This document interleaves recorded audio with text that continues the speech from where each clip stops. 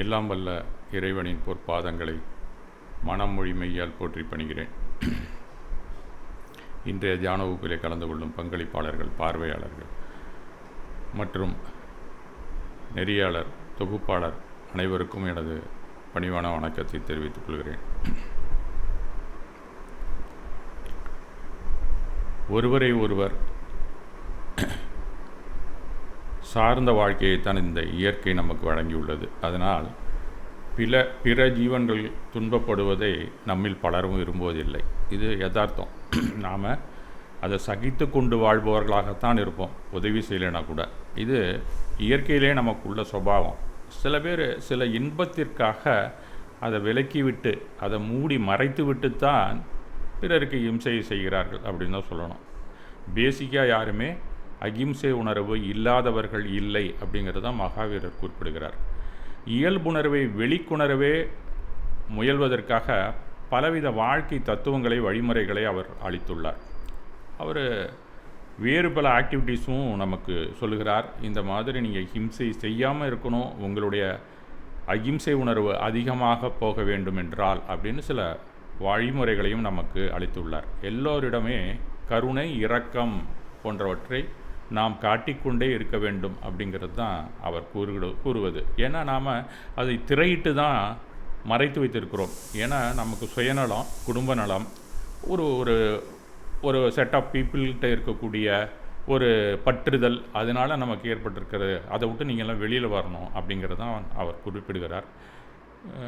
அந்த மாதிரி நாம் கருணை, இரக்கம்லாம் நிறைந்துள்ளோம் அப்படிங்கிறதுக்கு உதாரணம் என்னன்னு கேட்டிங்கன்னா, சமீபத்தில் வயநாட்டில் ஏற்பட்ட ஒரு பேரிடரை கூட நாம் எல்லாம் பார்த்தோம்.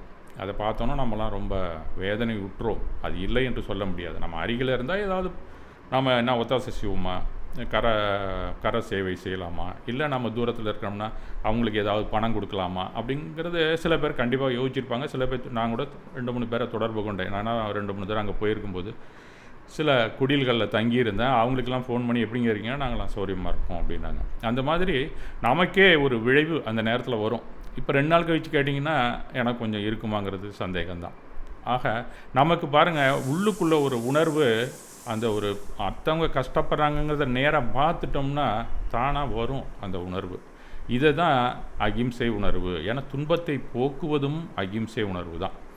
அது மாதிரி எந்த ஒரு வெள்ளமோ ஒரு சுனாமியோ இந்த மாதிரி வந்ததுன்னா நாம் போய் நம்ம ஏதாவது செய்யணும் அவங்களுக்கு அப்படின்னு நம்ம நினைக்கிறோம். ஆனால் சில நேரத்தில் நமக்கு பணி காரணமாக, இப்போ எனக்கெல்லாம் ஒரு வாய்ப்பு எங்கள் பேங்க்லேயே கொடுத்தாங்க, நீங்கள் அந்த மாதிரி டிசாஸ்டர் ரெக்கவரிக்கெல்லாம் நீங்கள் போகிறதுனா போகலாம் அப்படின்னு ஸ்பெஷல் லீவ் கூட கொடுத்தாங்க. நாங்கள்லாம் போயிட்டு வந்தோம். அது ஒரு சந்தர்ப்பம் எங்களுக்குன்னு வச்சுக்கோங்க, லீவோடு போகிறது. அந்த மாதிரி எல்லாருக்கும் கிடைக்குன்னு சொல்ல முடியாது. அவங்களே என்ன செய்வாங்க, டொனேஷன் கொடுப்பாங்க. அதுக்கு யாராவது போகிறாங்கன்னா அவங்களுக்கு வாங்கி கொடுப்பாங்க. உணவு பட்டலம்னா இப்போ கஜா புயல் வந்தது, அந்த ஏரியாவில் இருக்கிறவங்களுக்கெல்லாம் சென்னையிலேருந்து வேன்லாம் எடுத்துகிட்டு போனாங்க, பஸ்ஸெல்லாம் எடுத்துகிட்டு போய் அவங்களுக்கு வேணுங்கிறதெல்லாம் டொனேஷன்ஸ் கொடுத்தாங்க. அப்படிங்கிறத நம்ம பார்க்குறோம். இதெல்லாம் எப்படி ரிசீவ் பண்ணி எல்லாருக்கும் கொடுக்கறது அப்படிங்கிற ஒரு செட்டப் கூட இந்த நாட்டில் இருந்து கொண்டு தான் இருக்கிறது. அதனால் நாம் எல்லாருக்குமே பிறருக்கு ஈகை, இன்னொருத்தருக்கு கொடுக்கணும் அப்படிங்கிற ஒரு எண்ணம் ஒரு இடர் வரும்போது தானாகவே நமக்கு தோன்றும் அப்படிங்கிறது தான் அகிம்சை உணர்வு. சாதலின் இன்னாதது இல்லை, இனிததுவும் ஈதல் இயையா கடை அப்படின்னு ஒரு குறள் கூட நமக்கு கொடுக்கப்பட்டிருக்கிறது. சாவை விட துன்பமானது வேறு ஒன்றும் இல்லை அப்படின்னு தான் நம்ம எல்லாரும் நினைக்கிறோம். ஆனால் வறியவருக்கு ஒரு பொருள் கொடுக்க முடியாத நிலை வந்தபோது அந்த சாதல் கூட பரவாயில்லைங்க அப்படின்னு சொல்ல தோணுமா? ஒவ்வொரு மனிதர்களுக்கும், ஏன் மனிதர்களுக்கே தோன்றும் அப்படிங்கிறத நாம் இப்போ நியூஸை பார்த்தாலே நமக்கே அந்த குறளுக்கு நாம் ஒரு இலக்கணமாக திகழ்கிறோம், ஒரு உதாரணமாக திகழ்கிறோம் அப்படிங்கிறது நமக்கு தெரியும். ஆக நம்முடைய பண்பாடு, கலாச்சாரம் அடுத்தவங்களுக்கு கொடுக்கறது தாங்க, உதவி செய்வதை ரொம்பவே வலியுறுத்தி சொல்லுது அப்படின்னு தான் நம்ம சொல்லணும். இன்றைய காலகட்டத்தில் ரொம்ப வேகமாக ஓடுற சூழ்நிலையில் நாம் உதவிடணும் அப்படின்னு நினச்சா கூட அவங்கள தேடி கண்டுபிடிச்சி கொடுக்கறதுங்கிறது முடியாத காரியமாக இருக்கிறது அப்படிங்கிறத நாம் ஏற்றுக்கொள்கிறோம். அதனால் நாம் என்ன செய்கிறோம், அதுக்குன்னு ஒரு ஃபண்டை ஒதுக்குறோம், சமயத்தில் அதை செலவு கூட பண்ணிடுறோம். நமக்கு வேறு ஏதாவது ஒரு செலவு வருது அப்படின்னா அந்த ஃபண்டுலேருந்து நம்ம எடுத்துடுறோம், ஒரு ஸ்ட்ரிக்டாக இருக்கிறதில்ல. ஆனால் அந்த சமயத்தில் நம்ம கொடுக்க தான் செய்கிறோம் அப்படிங்கிறது தான் உண்மை. அப்போ நீங்கள் இதுக்கெல்லாம் ஒன்றும் கவலைப்படாதீங்க, நீங்கள் அந்த ஃபண்டு ஒதுக்குறீங்கல்ல, அந்த நேரத்தில் நீங்கள் எங்கள்கிட்ட கொடுத்துருங்க, நாங்கள் அந்த வேலையை எந்த நேரத்தில் ஒரு இடர்கள் வருதோ, மனித சமுதாயத்திற்கோ இல்லை இந்த நிலப்பரப்புக்கோ இல்லை ஒரு ஜீவராசிகளுக்கு கூட வந்ததுன்னா நாங்களாம் அதுக்கு நாங்கள் உதவி செய்யறதுக்குன்னே காத்து கொண்டு இருக்கிறோம் அப்படின்னு பல அறக்கட்டளைகள் உருவாகி இருக்கின்றன இந்த நாட்டில். இது உலக அளவிலே கூட ட்ரஸ்ட் அப்படிங்கிறத நீங்கள் எல்லாம் கேள்விப்பட்டிருப்பீங்க. அந்த மாதிரி ட்ரஸ்ட் அப்படிங்கிறது பல இடங்களிலும் இருக்கின்றன அப்படிங்கிறது தான் நமக்கு தெரிந்து கொள்ள வேண்டிய. நம்ம அகிம்சை உணர்வில் இருக்கிறோம்னா கண்டிப்பாக இந்த மாதிரி ட்ரஸ்டெல்லாம் எங்கே இருக்குது, நாம் என்ன அவங்களுக்கு கொடுத்தா அவங்க எந்த நேரத்தில் உபயோகிப்பாங்க அப்படிங்கிறத நம்ம தெரிந்து கொள்ள வேண்டியது மிக மிக கஷ்டம். அது மற்றவங்களுக்கு உதவி செய்யணுங்கிறவங்களுக்கும் உதவியை பெறுபவர்களுக்கும் யார் யாரெல்லாம் உதவி செய்யணும்னு நினைக்கிறாங்களோ அவங்களுக்கும் யார் யாரெல்லாம் பெனிஃபிஷியரிஸ் யாரெல்லாம் உதவியை பெறுகிறார்களோ இருவருக்கும் இடையிலே ஒரு பாலமாக இருந்து செயல்படுபவர்கள் தான் இந்த அறக்கட்டளையை நிறுவியவர்கள் அப்படிங்கிறத நாம் தெரிந்து கொள்ள வேண்டும். அப்போ அறக்கட்டளையோட நோக்கம் என்னென்னா, இந்த மனித இனம் எங்கே ஒரு கஷ்டப்படுது அப்படிங்கும்போது அதை வரையறை செய்து அவங்களுக்கு போதிய அளவு ஒரு கையை பிடிச்சி தூக்குவாங்க, அவ்வளோதான். அதுக்கப்புறம் நம்ம தான் எழுந்து போயிட்டே இருக்கணும் அந்த கஷ்டத்துலேருந்து. அந்த அளவுக்கு ஒரு லிஃப்ட் பண்ணக்கூடிய ஒரு அறக்கட்டளை நிறுவனங்கள் தான் ஆங்காங்கே இருக்கின்றன அப்படின்னு நம்ம பார்க்குறோம். அதை பற்றி நம்ம சுருக்கமாக இன்றைக்கு பார்க்கலாம் அப்படிங்கிற ஒரு நோக்கத்தோடு உங்கள் முன் தோன்றியிருக்கிறேன் அப்படின்னு தான் சொல்லணும். ஜென்ரலாக ட்ரஸ்ட் அப்படிங்கிறது ஒரு ஆங்கில வார்த்தை தான். நம்பிக்கை அப்படின்னு தான் சொல்லுவாங்க ஜென்ரலாக. அது பிலீஃப் அப்படின்னாலும் நம்பிக்கை தான். அப்புறம் நம்ம சொன்னால் ஃபெய்த் அப்படின்னு கூட ஒரு வார்த்தை இருக்குது. மூணுக்குமே நம்பிக்கைன்னு தான் சொல்கிறது. ஆனால் பிலீஃபுங்கிறது தான் ஃபஸ்ட் இம்மீடியட்டாக நம்பிக்கை அப்படிங்கிறது சொல்லலாம். அந்த பிலீஃப் கூட ரெண்டு வகை. அதில் ஒன்று என்னன்னு கேட்டிங்கன்னா ஃபெய்த் அப்படின்னு சொல்லுவாங்க. இது என்ன நம்பிக்கை அப்படின்னு கேட்டிங்கன்னா, எந்த ஆதாரமும் இல்லாத ஒரு ப்ரூஃப் இருக்காது, ஒரு சப்போர்ட்டிவ் இருக்காது. அப்படி இருந்தாலும் ஒரு நம்பிக்கை இருக்கும் நமக்கு, அதுதான் ஃபெய்த் அப்படின்னு சொல்கிறது. ஆங்கிலத்தில் இந்த நம்பிக்கையை ஃபெய்த் அப்படின்னு தான் சொல்கிறாங்க. இப்போ காதல் வரும், சம்மந்தமே இல்லாமல் நம்புவோம் அந்த ஆளை. அதே மாதிரி பல பேரை நம்ம நம்புவோம், சில உறவுகளை கூட நம்ம நம்புவோம். இன்னும் கரெக்டாக சொல்லப்போனால் கடவுள்னால் என்னன்னு தெரியாது, கடவுளை நம்புவோம். இந்த மாதிரி நம்பிக்கைகள் தான் ஃபெய்த். காட் ஃபெய்த்து தான் ஆக்சுவலாக. காடு மேலே நீங்கள் வச்சிருக்க நம்பிக்கையுமே ஃபெய்த்து தான். ஏன்னா கடவுள்னால் என்னன்னு தெரிஞ்சதுன்னா, நீங்கள் தான் கடவுள்னு தெரிஞ்சதுன்னா அந்த புறத்தில் இருக்கிற காடோட ஃபெய்த்தை கூட நீங்கள் கொஞ்சம் கொஞ்சமாக விலகி you must be trust with your self. அங்கே தான் ட்ரஸ்ட் வருது.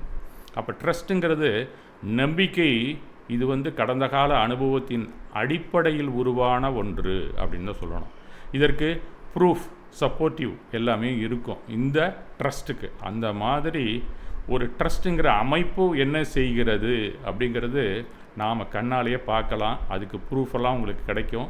அதுக்கு சப்போர்ட்டிவாக நாம் என்ன வேணாலும் செய்யலாம். அதனால் நான் உங்களுக்கு நம்பிக்கை உடையவர்களாக இருக்கிறோம் அப்படிங்கிறது தான் ஒரு ட்ரஸ்ட் அப்படிங்கிறதோட மீனிங். அதனால தான் அந்த பேர் அதுக்கு வச்சுருக்காங்க. இப்போ கணவன் மனைவி கூட கல்யாணத்தப்போ என்னன்னு பார்த்தீங்கன்னா ஒரு பிலீஃப், ஒரு ஃபெய்த்தாக தான் இருக்கும் ஆரம்பத்தில். அப்புறம் போக போக ஆண்டுகள் போக போக கொஞ்சம் கொஞ்சமாக ட்ரஸ்ட் பக்கம் அந்த டிரான்சிஷன் பீரியட்லேருந்து ட்ரான்ஸ்ஃபார்ம் ஆகுவாங்க. அந்த மாதிரி தான் எல்லா ட்ரஸ்ட்டுமே ஆரம்பத்தில் கொஞ்சம் நம்பிக்கை இருக்கா இல்லையா, பணம் காசு கொடுத்தா இந்த ஆளுங்க ஒழுங்காக செலவு பண்ணுவாங்களா, இவனுங்களே சாப்பிடுவானுங்களா அப்படின்லாம் கூட ஒரு யோசனைகள் வருவதுண்டு. அவர்களுடைய நடவடிக்கை, அவர்கள் எந்த மாதிரி அந்த பொது வாழ்க்கைக்கு பயன்படுகிறார்கள் அப்படிங்கிறத வைத்துத்தான் எல்லாருக்குமே அந்த நிறுவனத்துக்கு மேலே ஒரு ட்ரஸ்ட்டு வரும்.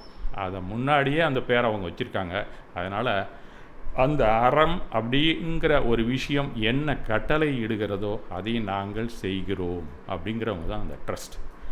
நம்ம சுருக்கமாக பார்த்தா இந்த சமூகத்தில் நலிவுற்றோர், ஆதரவுற்றோர், வறுமையில் வாடுவோர், பிலோ பாவர்ட்டி லைனில் இருக்கிறவங்க எல்லாமே இருந்தும் சொத்துக்களை எல்லாம் இழந்து பணம் காசு எல்லாத்தையும் சுனாமிலேயோ புயல் வெள்ளத்திலேயோ இழந்தால் கூட அவங்களும் ஒரு நேரத்தில் ஆதரவற்றோராகவும் நலிவுற்றோராகவும் சடனாக போயிடுவாங்க. அந்த மாதிரி விபத்தால் நலிவுற்றோர்களும் இருக்கிறார்கள். உறவுகளை இழந்து கையறு நிலையுற்றோர்களும் இருப்பார்கள். இந்த மாதிரி ஆதரவற்றோர் அனைவரும் ரொம்ப மோசமான நிலையில் உள்ளவர்கள் தான். இதுபோல் இருக்கிறவங்க யாருன்னு ஐடென்டிஃபை பண்ணி நீங்கள் கவலைப்படாதீங்க, நாங்கள் இருக்கிறோம், உங்களுக்கு நம்பிக்கையை நாங்கள் விதைக்க முன்வருகிறோம் அப்படின்னு சொல்கிறது தான் இந்த ட்ரஸ்ட் அப்படிங்கிற அறக்கட்டளைகள். நான் இருக்கிறேன், நீங்கள் கவலைப்படாதீங்க அப்படின்னு சொல்கிறாங்கல்ல. அந்த மாதிரி லேசாக கையை கொடுத்து தூக்கி விடுபவர்கள் தான் இந்த ட்ரஸ்ட்டில் உள்ள ட்ரஸ்டீஸ் அப்படின்னு தான் சொல்லணும். இது எல்லாமே ஜென்ரலாக என்ன வரையறைத்து வைத்திருக்கிறார்கள்னா நான் கவர்மெண்டல் ஆர்கனைசேஷன் அப்படின்னு தான் சொல்லுவாங்க. அப்படின்னா என்ஜிஓ, சாதாரணமாக எல்லோரும் கேட்டிருக்கலாம் என்ஜிஓ அப்படின்னு சொல்லுவாங்க. இந்த நான் கவர்மெண்டல் ஆர்கனைசேஷன்ஸ் அப்படிங்கிற கேட்டகரியில் தான் இந்த ட்ரஸ்ட் அப்படிங்கிறது பெரும்பாலும் வரையறுக்கப்படுகிறது. பெரும்பாலான எல்லாமே நான் கவர்மெண்டல் ஆர்கனைசேஷன் தான். தனிநபரால் பொதுமக்களுக்கு உதவி செய்யும் நோக்கத்திற்காக உருவாக்கப்பட்ட ஒரு அமைப்பு அப்படின்னு தான் சொல்லப்படுகிறது. இது அரசாங்கத்திடம் பதிவு செய்யும் போது இதுக்கு அரசாங்கமும் பல சலுகைகளை அளிக்கின்றன அப்படிங்கிறதையும் நாம் தெரிந்து கொள்ள வேண்டும். சர்வசதா காலமும் இந்த ஜனநாயக நாடு நம்மளது, ஜனநாயக அமைப்பு முறையில் தான் இந்த அரசாங்கம் உருவாக்கப்பட்டிருக்கிறது. இருந்தாலும் மக்கள் நலனுக்காக எந்த நேரத்திலையும் எங்கெங்கே நடக்குதோ உடனடியாக செலவு செய்து கொண்டு அவர்களை போய் பார்ப்பது, தொடர்ந்து பராமரிப்பது, இதெல்லாம் ஒரு அரசாங்கத்தால் சற்று முடியாத காரியம்தான். அது பெரிய ஒரு ஆர்கனைசேஷன்ஸ். இப்போ சாதாரண ட்ரஸ்ட்லேயே பெரிய ட்ரஸ்ட்டுன்னு நீங்கள் பார்த்தீங்கன்னா நம்மளுடைய அரசாங்கம் தான். ஏன்னா மக்களுக்காக உருவாக்கப்பட்ட ஒரு அமைப்பு. அதுக்கு என்ன பணம் கிடைக்குதோ, அதுக்கு என்ன பணம் கிடைக்கும், நாம் வரி கொடுக்குறோம், அந்த வரியை வாங்கி அந்த பெரிய ஸ்தாபனம் நமக்கெல்லாம் உதவி செய்கிறது. அப்படி தான் நம்ம எடுத்துக்கணும் ஒரு அரசாங்கத்தை. அவங்களால எல்லா நேரத்துலையும் எல்லா இடர்களையும் முழுமையாக போக்கக்கூடிய வல்லமையும் இருக்காது. அந்த நேரத்தில் பார்த்தீங்கன்னா வெளிநாட்டெல்லாம் கையேந்துவாங்க, நீங்கள் எங்களுக்கு கொஞ்சம் டொனேஷன்ஸ் கொடுங்க. அப்போ அதுவுமே ஒரு ட்ரஸ்ட்டு தான், ஒரு பெரிய அறக்கட்டளை தான் இன்றைய அரசாங்கமும் கூட. அவர்களும் அதே மாதிரி வேலையை தான் செய்கிறாங்க. ஆனால் அது கவர்மெண்ட் ஆர்கனைசேஷன், அதுக்கு பேர் கவர்மெண்ட் ஆர்கனைசேஷன். நாம் தனியாக அதே கவர்மெண்ட் என்ன செய்கிறதோ, நலிவுற்றோருக்காக என்ன செய்கிறதோ, இங்கு உள்ள பரந்துபட்ட மக்களுக்கு அடிப்படை தேவைகளை பூர்த்தி செய்கிறதோ அதை நாங்களும் செய்கிறோம் அப்படின்னு சொல்லும்போது இது நான் கவர்மெண்ட் ஆர்கனைசேஷன் அப்படிங்கிற கேட்டகரியில் வகுத்திருக்கிறார்கள் அப்படின்னு தான் சொல்லணும். இப்போ வரி வாங்கி அரசு செய்யும் பணிகளை இவர்கள் என்ன செய்கிறாங்க, நன்கொடையை பெற்று செய்வதனால் அந்த அரசாங்கம் என்ன செய்கிறது, நீங்கள் என்ன மாதிரி நீங்கள் பணம் வாங்குறீங்களோ அதுக்கெல்லாம் நாங்கள் வரி கேட்கலங்க அப்படின்னு சொல்கிறாங்க. வேறு ஒன்றுமே கிடையாது. இப்போ அந்த நான் கவர்மெண்ட் ஆர்கனைசேஷனை நீங்கள் கவர்மெண்ட்டுக்கிட்ட சொல்லிட்டீங்கன்னா, நாங்கள் இது மாதிரி செய்கிறோங்க அப்படிங்கிறத நீங்கள் சொல்லிட்டீங்கன்னா, அந்த கவர்மெண்ட் என்ன செய்யும், எல்லாத்தையும் வரி வாங்குகிறோம், அதே வேலை தான் நீங்கள் செய்கிறீங்க, அதனால் உங்களுக்கு வரி விலக்கு தருகிறேன் அப்படிங்கிறதுக்கு தான் இந்த என்ஜிஓ ட்ரஸ்டெல்லாம் நாம் கவர்மெண்ட்டுக்கு தெரியப்படுத்தணும். முதல்ல இதெல்லாம் எப்படி செய்கிறது அப்படிங்கிறத சுருக்கமாக நாம் இன்றைக்கு பார்ப்போம். ரொம்ப விலாவாரியாக சொல்லக்கூடிய அளவுக்குலாம் எனக்கு தெரியுமாங்கிறது தெரியல, கொஞ்சம் டச்சு விட்டு போச்சு, 10 வருஷம் ஆகிடுச்சு. அந்த மாதிரி ஒரு சர்வீஸில் இருக்கும்போது ட்ரஸ்ட்டெல்லாம் எப்படி ஃபார்ம் பண்ணியிருக்காங்க, ட்ரஸ்ட்லேருந்து என்னென்ன செக் வரும், ட்ரஸ்ட்டில் என்ன ஃப்ராடு பண்ணுறான், இதெல்லாம் பார்த்து கொண்டு இருந்தேன். ஏன்னா கோர்ட்டு கேஸ் வந்துச்சுன்னா எங்களையும் கூப்பிடுவாங்க. ஒரு ட்ரஸ்ட்டில் இப்போ மிஸ் அப்ராப்ரேஷன் நடந்ததுன்னா பேமெண்ட் பண்ண கேஷியரை கூட கூப்பிடுவாங்க. நம்மலாம் போய் கோர்ட்டில் தான் நிற்கணும். அந்த நேரத்தில் கேட்பாங்க, அதுக்கு பதில் சொல்லும்போது தான் நமக்கும் கொஞ்சம் கொஞ்சம் அனுபவம் வரும். ஓஹோ, இந்த மாதிரி கூட ஃப்ராடு பண்ணுவானுங்களா அப்படின்ட்டு. அதில் ஒரு சின்ன சின்ன விஷயங்கள் தான், பெரிய அளவில் வர்ற பணத்தை கொஞ்சோடு ஒரு 10% 20% தின்னுடுவான் சொந்தத்துக்காக. இதுக்கெல்லாம் அவனை என்ன ஒன்றும் பெரிய தண்டனை இருக்காது, நீ ட்ரஸ்டி கிடையாதா போடான்னு சொல்லிவிடுவான். இந்த மாதிரியான விஷயங்களை நம்ம பார்க்கும்போது தெரிந்த அனுபவத்தை வைத்து தான் ஒரு ட்ரஸ்ட்னா என்ன அப்படிங்கிறத நான் உங்களுக்கு சொல்லப் போகிறேன். ஜென்ரலாக ஒரு ட்ரஸ்ட் அப்படின்னு சொன்னால் முதல்ல இருக்க வேண்டியது ஒரு பர்பஸ். என்ன பர்பஸுக்காக இந்த அறக்கட்டளையை நாம் உருவாக்குகிறோம் என்ன அப்படின்னு சொன்னால் அது அப்ஜெக்டிவ்ஸ் அப்படின்னு சொல்லலாம். ஆப்ஜெக்ட் இல்லாமல் நாம் ஒரு ட்ரஸ்ட்டை நீங்கள் உருவாக்கவே முடியாது. அது கண்டிப்பாக இருக்கும். நாங்கள் இன்ன காரணத்துக்காக இதை உருவாக்குகிறோம், என்ன காரணத்துக்காக இருக்கலாம் பெரும்பாலும் அப்படின்னு சொன்னால் நாம் சொல்லணும்னு அவசியம் இல்லை, எல்லாருக்குமே அது தெரிஞ்சிருக்கலாம். பர்பஸ் அப்படின்னு சொல்லி பார்த்தா ஃபஸ்ட்டு பர்பஸ் என்னன்னு பார்த்தீங்கன்னா டு எராடிகேட் பாவர்ட்டி அப்படின்னு சொல்லலாம். வறுமையில் இருப்பவர்களை அதிலிருந்து வெளியே கொண்டு வருவது. இது ஜென்ரல், எல்லாருக்குமே தெரியும். வறுமையில் யார் வாடுகிறார்களோ அவர்களுக்கு கை கொடுத்து தூக்கி வைப்பது தான் இந்த ட்ரஸ்ட்டோட தலையாய பணியாக இருக்க வேண்டும். இதனை கவர்மெண்ட்டு செய்து அதை நாம் செய்ய வேண்டும் அப்படின்னு யார் முன்னுக்கு வருகிறார்களோ ஒரு செட் ஆஃப் பீப்புள், அதுதான் ட்ரஸ்ட் மெம்பர்ஸ், வேறு யாரும் கிடையாது. அடுத்தது மெடிக்கல் அசிஸ்டன்ஸ், உங்களுக்கு மருத்துவ உதவிகள் செய்வார்கள். அதுக்கப்புறம் கல்விக்கான சப்போர்ட், உங்களுக்கு உங்கள் குழந்தைங்கள்லாம் படிக்கிறதுக்கு ஸ்காலர்ஷிப் கொடுப்பாங்க. புக்ஸு, போக்குவரத்து, நோட் புக்ஸ்லாம் இப்போ கொடுக்குறாங்க. தமிழ்நாட்டில் கூட ஒரு தமிழ் ஜெயின்ஸ் அப்படின்னு ஒரு ஆர்கனைசேஷன் இருக்குது. அவங்களாம் எஜுகேஷனல் சப்போர்ட் செய்கிறாங்க. இவங்க எல்லாமே ஒரு ட்ரஸ்ட் வச்சுருப்பாங்க. அவங்கெல்லாம் நமக்கு உதவிகள் செய்கிறார்கள். அது மட்டுமல்ல, ஆர்ட்டு, கலைகள், லிட்ரேச்சர், இலக்கியம் சம்மந்தப்பட்ட ப்ரொமோஷன், சயின்ஸ், அறிவியல் ப்ரொமோஷன்ஸ், இது எல்லாமே ப்ரொமோட் பண்ணுறதுக்காகவும் இந்த ட்ரஸ்ட்டுகள் உருவாக்கப்படுகின்றன அப்படிங்கிறத நம்ம தெரிந்து கொள்ள வேண்டும். இதுதான் பேசிக்காக. பர்பஸ் இல்லாமல் ஒரு ட்ரஸ்ட்டு நீங்கள் ஆரம்பிக்கவே முடியாது. இருக்கும், எப்படி இருந்தாலும் அதில் ஏதோ ஒரு குறிக்கோளுக்காக நாங்கள் காரியமாற்ற முன் வந்துள்ளோம் அப்படிங்கிறது தான் அந்த பர்பஸ் ஆர் அப்ஜெக்டிவ்ஸ் அப்படின்னு சொல்லலாம். வறுமையை ஒழிப்பதற்காக, நலிவுற்றோருக்கு நன்மை செய்வதற்காக அப்படிங்கிறது தான் முக்கியமான விஷயமா இருக்கும். ஜென்ரலாக அதில் அப்படி கடைசியாக அப்படி பார்த்தீங்கன்னா to promote the art, literature, science வரைக்கும் வந்துடும். இதெல்லாமே என்ன பொதுவாக சொல்லணும்னா சேரிட்டி பர்பஸ். ஒரு தொண்டு உள்ளத்தோடு நாங்கள் செயல்படுகிறோம், நாங்கள் தொண்டாற்ற வந்திருக்கிறோம். இதுதான் சேரிட்டி பர்பஸ் அப்படிங்கிறது. அந்த மாதிரி ஒரு ட்ரஸ்ட் நாம் உருவாக்குகிறோம். அந்த ட்ரஸ்ட்டில் 2 வகை இருக்கிறது. ஒன்று ப்ரைவேட்டு ட்ரஸ்ட், இன்னொன்று பப்ளிக் ட்ரஸ்ட் அப்படின்னு 2 இருக்குது. ப்ரைவேட்டு ட்ரஸ்ட் அப்படின்னா என்ன? ஒரு வெரி சிம்பிள், உங்கள் எல்லாருக்குமே தெரிஞ்சிருக்கலாம். ஒரு யார் பெனிஃபிஷியரிங்கிறது முன்னாடியே வரையறுத்துருவாங்க. அதுக்கு யாருக்கு தான் இந்த ட்ரஸ்ட்டில் இருக்கிற பணமோ யாருக்கு செலவு பண்ணணும், இன்னாருக்கு தான் பண்ணணும், அதுக்கு மேலே கிடையாது. ஒரு லிமிட்டட், ஒரு 100 பேருக்கு தான் செய்வோம். ஒரு 4 பேருக்கு கூட நீங்கள் செய்கிறதுக்காக ஒரு ட்ரஸ்ட் உருவாக்கலாம். அதெல்லாம் ஃபேமிலி ட்ரஸ்ட். அதெல்லாம் ப்ரைவேட் ட்ரஸ்ட். ஒரு அண்ணன் தம்பிங்க 4-5 பேர் இருப்பாங்க, அவங்க குழந்தைங்க படிக்கிறதுக்காக அப்படின்னு கூட ஒரு ட்ரஸ்ட் உருவாக்குவாங்க. அதெல்லாம் ப்ரைவேட்டு ட்ரஸ்ட். அந்த மாதிரி ப்ரைவேட்டு ட்ரஸ்ட் அப்படிங்கும்போது அதுக்கு சில வரையறைகள் இருக்கும்.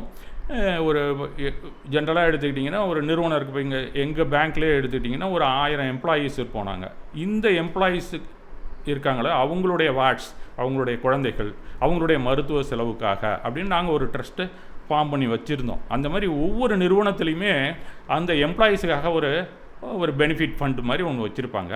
அதெல்லாமே ட்ரஸ்ட் அடிப்படையில் தான் வரக்கூடியது. அதெல்லாம் ப்ரைவேட்டு ட்ரஸ்ட் அப்படின்னு சொல்லுவாங்க. இதெல்லாம் இப்போ இன்னும் சொல்லப்போனால் எங்களுடைய வங்கியில் வந்து நீங்கள் ஏதோ ஒரு டெத்துக்கு நாங்கள் எங்கள் காலத்தில் டெத்துக்கு போனோம்னு சொன்னால் அந்த கடல்நிலை ஊழியர்கள், இந்த செக்யூரிட்டி கார்ட்ஸ்லாம் ரொம்ப கொஞ்சமாக தான் சம்பளம் வாங்குவாங்க. அவங்க இறந்து போயிட்டால் அவங்க பணத்தை எடுக்கிறது கூட பணம் இருக்காது. இப்போ நாங்கள்லாம் சேர்ந்து பணத்தை போட்டு அன்றைக்கி ஈமக்கிரியெல்லாம் செஞ்சுட்டு வர்றது ஒரு பழக்கம். அதுலேயும் ஒரு யூனியனில் ஒரு போஸ்ட்டில் எதுவும் இருந்தீங்கன்னா கண்டிப்பாக நீங்கள் செலவு பண்ணி தான் ஆகணும். அந்த மாதிரி இருக்கும்போது எல்லாரையும் சேர்ந்து யோசனை பண்ணோம், சரி நம்ம ஏதாவது ஒரு ட்ரஸ்ட் ஆரம்பிக்கலாமே அப்படின்னு எங்கள் காலத்தில் ஒன்று உருவாக்கணும். அது death come accident come retirement benefit அப்படின்னு ஒரு புதிய ஒரு ட்ரஸ்ட்டை நாங்கள் ஃபார்ம் பண்ணோம். அப்படிங்கிறது பெருமையாக நான் கூட சொல்லிக்கிறேன். நானும் அதில் எப்படி ஃபார்ம் பண்ணுறதுங்கிற அந்த கும்பலில் நானும் ஒரு ஆள்னு வச்சிங்களேன். ஒரு பணியாளர் பணிக்காலத்தில் இறந்து போயிட்டாங்கன்னா அன்னைய டேட்டுக்கு அந்த பணம் இருக்குன்னு தெரிஞ்சுதுன்னா போய் நேராக 2000 பணம் கொடுத்துட்டு வந்துடணும். இதுதான் ஃபஸ்ட்டு அவங்களுக்கு கொடுக்கறது. அதன் பேரை அதுக்கப்புறம் அந்த 10 நாளைக்குள்ளே அதை நமக்கு அதுக்காக ஒரு குரூப் இன்சூரன்ஸ் போட்டிருப்போம். அதுலேருந்து பணத்தை வாங்கி ஒரு 10,000 ரூபாய் அவங்கள்ட்ட கொடுத்துருவோம். அதோடு முடிஞ்சு போச்சு. அந்த டெத்துக்கும் ஆக்சிடென்ட்க்கும் ரிட்டைர்மெண்ட் பெனிஃபிட்லேருந்து இருக்கிற அந்த ட்ரஸ்ட்லேருந்து அவங்களுக்கு கொடுக்கறது. அந்த மாதிரி நீங்கள் வந்து ரிட்டையர் ஆகிட்டீங்க, பணி முழுவதுமாக முடிந்து பணி ஓய்வு பெறும்போது 10,000 ரூபா கொடுத்துருவாங்க. இந்த மாதிரி ஒரு ஸ்கீம். அதை மந்த்லி ஒரு மீகர் அமௌண்ட்டு சப்ஸ்கிரிப்ஷன் வாங்கி கொண்டு இருந்தோம். இதை மேலே மேனேஜ்மெண்ட்லேயும் ஒரு அண்டர்ஸ்டாண்டிங் வச்சுக்கிட்டு அவங்க சேலரி ரிஜிஸ்டர்லேயே அந்த பணத்தை பிடிச்சிப்பாங்க. இந்த மாதிரியான ஒரு செட்டப் இருந்தது. இதெல்லாம் சேரிட்டி பர்பஸ், ஆனால் அது ப்ரைவேட்டு ட்ரஸ்ட்.